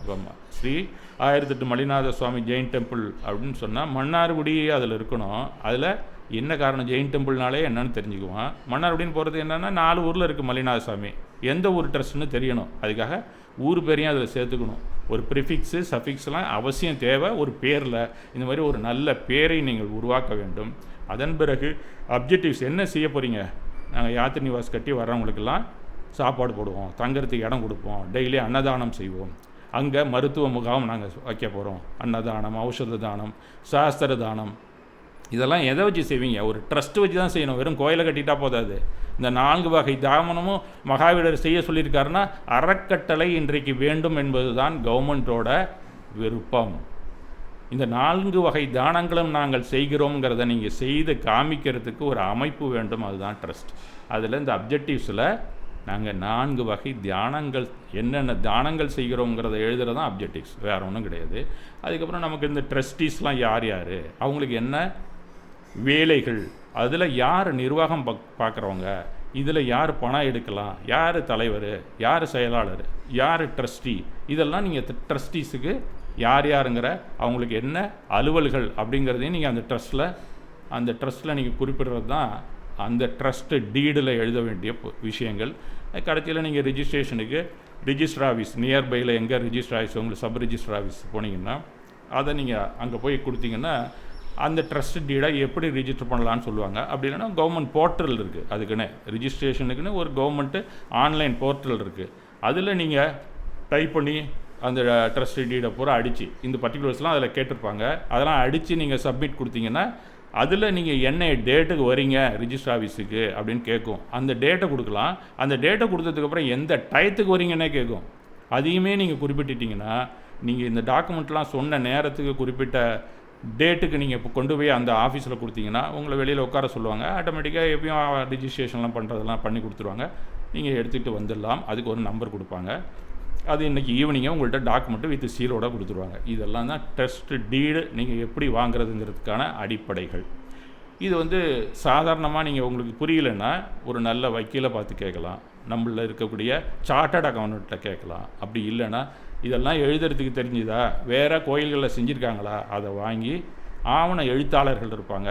அவங்கெல்லாம் லைசன்ஸ்டு. அவங்கள்ட்ட கொண்டு போய் கொடுத்தீங்கன்னா உங்களுக்கு இதில் என்ன இருக்கோ அது மாதிரி ஷரத்துக்கள்லாம் எழுதி அவங்களே ஆன்லைன் போர்ட்டலில் கொடுத்து உங்களுக்கு ரிஜிஸ்ட்ரேஷன் பண்ணி கொடுத்துருங்க. அதுக்கு ஒரு தொகை, ஒரு ராயல்ட்டியை ஏதோ ஒரு ஃபீஸ் வாங்குவாங்க. அதையும் நீங்கள் செய்து கொள்ளலாம். இந்த மாதிரி நாம் இன்கம் டேக்ஸ் ஆஃபீஸில் நீங்கள் அவசியம் எல்லா ட்ரஸ்ட்டையும் உருவாக்கி ஒரு 12 ABO ஒரு 80G வரைக்கும் கூட வாங்கலாம். இல்லைனா 12 ABயாவது வாங்கி ரிட்டர்ன் சப்மிட் பண்ணிங்கன்னா உங்கள் ட்ரஸ்ட் எதிர்காலத்தில் ஒரு உன்னத நிலையில் இருக்கும். மேலும் கவர்மெண்ட்டு உங்களை ட்ரஸ்டீஸுக்கிட்டே எந்த ஒரு ஆக்டிவிட்டீஸுக்கும் இன்டர்ஃபியர் பண்ணாது. தேவையில்லாத லிட்டிகேஷன்ஸ் அங்கே வர்றதுக்கு வழியே இல்லை. இதெல்லாம் நாம் தெரிந்து கொண்டு நாம் நல்ல காரியம் பண்ணோன்னா கூட அரசாங்கத்துக்கு தெரியப்படுத்திவிட்டு செய்வது தான் நமக்கு என்றைக்குமே சேஃப் அண்ட் செக்யூர்டு அப்படிங்கிறத நாம் தெரிந்து கொள்ள வேண்டும். இது சம்மந்தமாக உங்களுக்கு ஏதாவது மேற்கொண்டு எதுவும் தெரிஞ்சு கொள்ளணும் அப்படின்னு நீங்கள் நினச்சிங்கன்னா என்கிட்ட கேட்கலாம். நான் சொன்ன ஒரு நல்ல லாயர்கிட்ட கேட்கலாம், சார்ட்டர்ட் அக்கௌண்ட்டை கேட்கலாம். அதெல்லாம் நீங்கள் வாங்குறது ஒன்று தனித்தனி ரிஜிஸ்ட்ரேஷன். ஃபஸ்ட்டு நீங்கள் அந்த எந்த அலுவலர் இருக்கோ சப் ரிஜிஸ்டர் ஆஃபீஸ் நியர்பையில் உங்கள் ஜூரிஸ்டிக்ஷனில் இருக்கும், அங்கே போய் நீங்கள் ரிஜிஸ்டர் பண்ணணும். அங்கே ஆவண எழுத்தார்கிட்ட கொடுத்தீங்கன்னா அவங்கெல்லாம் எழுதி கொடுப்பாங்க. உங்களுக்கு எல்லாமே நம்பர்லாம் வாங்கி கொடுத்துருவாங்க. அதோடு அதன் பிறகு மறுபடியும் ஐடி சைட்டுக்கு போகணும். இன்கம் டேக்ஸ் டிபார்ட்மெண்ட்டுக்குள்ள சைட்டில் கொடுத்து அதுக்கெல்லாம் ஆள் இருக்காங்க. அவங்கள்ட்ட நம்ம பசங்களே நல்ல பசங்கள்லாம் இருக்காங்க. எங்களுக்கெல்லாம் ஒரு சார்ட்டர்ட் அக்கௌண்ட்டு எங்கள் ஊர்லேயே ஒரு பையன் இருக்கான் கௌதம்னு சொல்லிட்டு. அவன்கிட்ட கொடுத்தா அவன் 12 AB வாங்கி கொடுத்தான், 80G வாங்கி கொடுத்தான். எல்லாமே அவங்களுக்கு தெரியுது. கடான்னு அடித்து எல்லாம் வாங்கி கொடுத்துட்றாங்க. அந்த மாதிரி நீங்கள் எல்லாத்தையும் உபயோகப்படுத்திக்கிட்டிங்கன்னா என்ன சரியான முறையில் அந்த ட்ரஸ்ட்டை நடத்தணும்னு நோக்கம் இருந்தால் அதில் என்ன சுருட்டணும்னா இதெல்லாம் எதுவும் செய்ய மாட்டோம். உண்மையை சொல்ல போனால் அதுதான். வருத்தப்படாதீங்க நான் அப்படி சொல்கிறேன்னு. பல நிறுவனங்கள் மிக அழகாக பல குலங்கள் பல ஜாதிகள் இதெல்லாம் நல்லா செஞ்சிகிட்ருக்காங்க. இது எல்லோருமே செய்ய வேண்டும் என்பது தான் என்னுடைய விருப்பம். அந்த அடிப்படையிலே தான் இதை நான் உங்கள் முன் வைக்கிறேன். ஆக எல்லோருமே எதுவுமே வெளிப்படையாக ஒரு அமைப்பை வைத்திருக்க வேண்டும் என்பது தான் உண்மையான வேண்டுகோள். இதை எல்லாருமே விரும்புவாங்க. யாரும் வாயை திறந்து சொல்ல மாட்டாங்க. நான் சொல்கிறேன், அவ்வளோதான். அதனால் எல்லாமே சேரிட்டி பர்பஸ். சேரிட்டினாலே ரிலீஜியஸ் வந்துடும். ரிலீஜியஸ் வந்தால் எஜுகேஷனும் அதுக்குள்ளே வந்துடும், மெடிக்கலும் அதுக்குள்ளே வந்துடும், கல்வியும் அதுக்குள்ளே வந்துடும். இதெல்லாம் தானாகவே வந்துடும். ஏன்னா அன்னதானம், ஔஷத தானம், சாஸ்திர தானம், அபயதானம் எல்லாமே இருக்க. இது எல்லாம் தான் அப்ஜெக்டிவ்ஸ். நமக்கு முன்னாடியே கொடுத்துட்டு போயிட்டார் ஒருத்தர். அதை வச்சு தான் நம்ம ட்ரஸ்ட்டை ஃபார்ம் பண்ணணும், நாம் நடத்தணும். நாம் நடத்துனர் தான், நம்மளே பணத்தை போட்டு நடத்தலை. நாம் யார்கிட்டையோ மகாவீரருக்காக பிச்சை வாங்கி ஒரு ட்ரஸ்ட்டை நடத்துகிறோங்கிற நினப்பு இருக்கணும். நாமெல்லாம் ட்ரஸ்டின்னா இன்னும் பெருசாக நினச்சிட்டு இருக்கக்கூடாது. நாமெல்லாம் ஒரு பிச்சைக்காரன் தான். ஏன் யாருக்காக பிச்சை எடுக்கிறோம்? தியாகம் பண்ணுறோம் நம்ம வாழ்க்கையை மகாவீரருக்காக. அதற்காக இந்த ட்ரஸ்ட்டை வச்சு நாம் நடத்துகிறோம். பல பெனிஃபிஷியருக்கும் நாம் செய்ய வேண்டும் என்பது தான் நம்மளுடைய அடிப்படையான நோக்கம் இருக்க வேண்டும். முதல்ல அந்த தீர்த்தங்கரருக்கு என்ன இருக்குது, அந்த பார்சு தீர்த்தங்கரருக்கு என்ன இருக்குது, பொறுமையும் சகிப்புத்தன்மையும் தான் அவர்கிட்ட இருக்குது. அதை முதல்ல நம்ம வாங்கிக்கிட்டு தான் இதெல்லாம் நடத்தணுங்கிறது என்னுடைய வேண்டுகோள். அந்த அழிவில் எல்லா ஆலயங்களுமே நீங்கள் கண்டிப்பாக ஒரு ட்ரஸ்ட்டை ஆரம்பிங்க. 12 ABயை போடுங்க, 80Gயை போடுங்க. யார்கிட்ட இது சம்மந்தமாக உள்ள அறிவாளிகளோ மேதாவிகளோ அறிஞர்களோ அவங்கள்ட்ட கேட்டு செயல்பட வேண்டும் அப்படிங்கிறத சும்மா போட்டு வைக்காதீங்க அவங்கவுங்க ஊரில் இருக்கிற ஆலயங்களை. இதெல்லாம் நாளைக்கு HRNC கண்ட்ரோலுக்கு போகும், வேறு ஆலயமாக கூட மாறும். அப்புறம் பார்த்திங்கன்னா அந்த எங்கள் ஏரியாவுக்கு அந்தண்ட இருக்கிற கோயில் பூரா காணா போச்சு, வெளியில் தான் கிடக்கு தீர்த்தங்கரர் சிலை பூரா. இப்போ நீங்கள் எடுத்துட்டு நீங்கள் சைட்டில் ஏற்றிருக்கீங்களா? என்னுடைய அகிம்சை யாத்திரையில் எத்தனையோ ஸ்ட்ரக்சர்டு டெம்பிளுக்கு ஏற்றிருக்கேன். அதெல்லாம் ஒரு 100 வருஷம் கழித்து பார்த்தா ரோட்டில் கிடந்தாலும் கிடக்கும். ஏன்னா இந்த மாதிரியான ஆக்டிவிட்டீஸ் இல்லைன்னா அப்படி தான் ஆகும்.